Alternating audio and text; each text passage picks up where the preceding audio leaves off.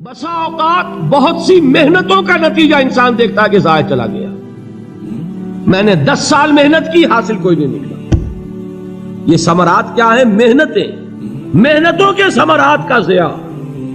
کوشش آپ نے کی، قسمت کی خوبی دیکھی ہے، ٹوٹی کہاں کمن، 2-4 ہاتھ جب کے لبے بام رہ گئے. Be prepared. ایک شاعر کے یہ اشعار ہیں، وہ کمیونسٹ تھا، میں نام بھی نہیں لیتا، لیکن یہ کہ یہ اسی انقلابی، چونکہ ان کا بھی ایک انقلابی نظریہ ہے، انقلابی عمل میں یہ سارے مراحل آتے ہیں. کوئی سیٹ بیک آیا، فرض کیجئے کوئی ناکامی ہو گئی، تو اپنے ساتھیوں کو دل بندھانے کے لیے یہ فصل امیدوں کی ہمدم اس بار بھی غارت جائے گی، سب محنت صبحوں شاموں کی اب کے بھی اکارت جائے گی.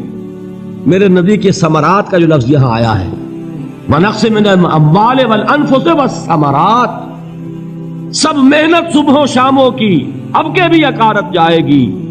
دھرتی کے کونوں کھدروں میں پھر اپنے لہو کی کھاد بھرو، پھر مٹی سینچو اشکوں سے، پھر اگلی رت کی فکر کرو، پھر اگلی رت کی فکر کرو، جب پھر ایک بار اجڑنا ہے. ایک فصل پکی تو بھر پایا، تب تک تو یہی کچھ کرنا ہے. ایک مقصد ہے سامنے، انقلاب برپا کرنا ہے. ایک کوشش ناکام ہو جائے کوئی پرواہ نہیں، نیکسٹ. پھر تیار رہو ناکامی کے لیے. ایسا نہ ہو جو انگریزی میں کہتے ہیں hope for the best but be prepared for the worst. ایسا نہ ہو کہ دوسری مرتبہ ناکام ہو کے بددل ہو جاؤ، تمہاری ہمتیں جواب دے جائیں. نہیں، پہلے سے تیار رہو کہ دوسری مرتبہ بھی ناکامی آئے تو آئے، لیکن جب تک کہ کامیابی حاصل نہیں ہوتی ہمیں یہ کام کیے چلے جائیں. دیکھیے سیرت میں آیا کہ نہیں یہ واقعہ. بدر میں مسلمانوں کو فتح ہوئی تو احد میں زک پہنچی کہ نہیں؟ 70 صحابہ شہید ہوئے کہ نہیں؟ اگر ان کی ہمتیں جواب دے جاتی تو گاڑی کیسے چلتی آگے؟ تو فرمایا وَلَنَبْلُوَنَّكُمْ بِشَيْءٍ مِّنَ الْخَوْفِ وَالْجُوعِ وَنَقْصٍ مِّنَ الْأَمْوَالِ وَالْأَنفُسِ وَالثَّمَرَاتِ. ہم تمہیں لازم آزمائیں گے، خوف کی کیفیت سے، فقر و فاقے کی کیفیت سے، بھوک سے، جان کے نقصان سے، مال کے نقصان سے، محنتوں کے حاصل کے ضائع ہو جانے سے. وَبَشِّرِ الصَّابِرِينَ، اور اے نبی بشارت دیجئے صبر کرنے والوں کو.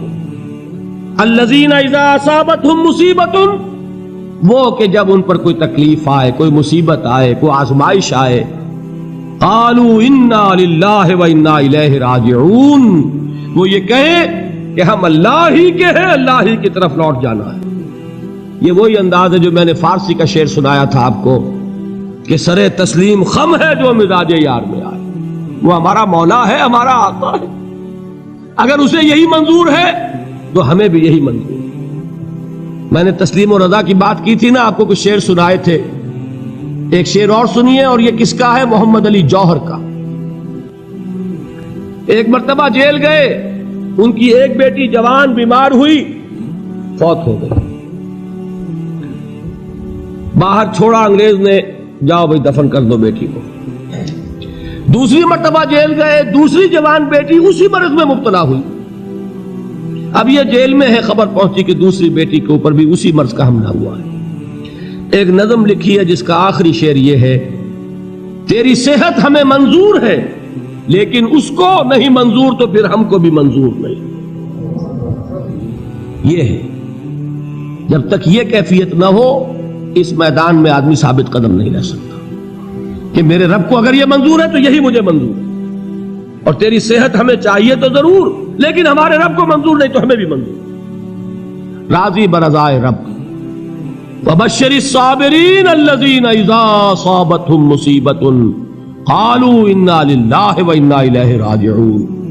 نہ شود نصیب دشمن کے شود ہلاک تیغت، سرے دوستہ سلامت کے تو خنجر آزمائے. اولئک علیہم صلوات من ربہم ورحمہ، یہی ہے وہ لوگ جن پر ان کے رب کی طرف سے عنایتیں ہیں اور رحمتیں ہیں. وَأُولَٰئِكَ هُمُ الْمُهْتَدُونَ، اور یہی ہے وہ لوگ جو کامیاب ہونے والے ہیں، ہدایت پانے والے، ہدایت یافتہ. اسی سورہ بقرہ میں ذرا آگے چل کر، یہ تو ہے 20واں رکوع، 19واں رکوع بھی 21ویں رکوع کی پہلی آیت ہے، لیس البر ان تولوا وجوہکم قبل المشرق والمغرب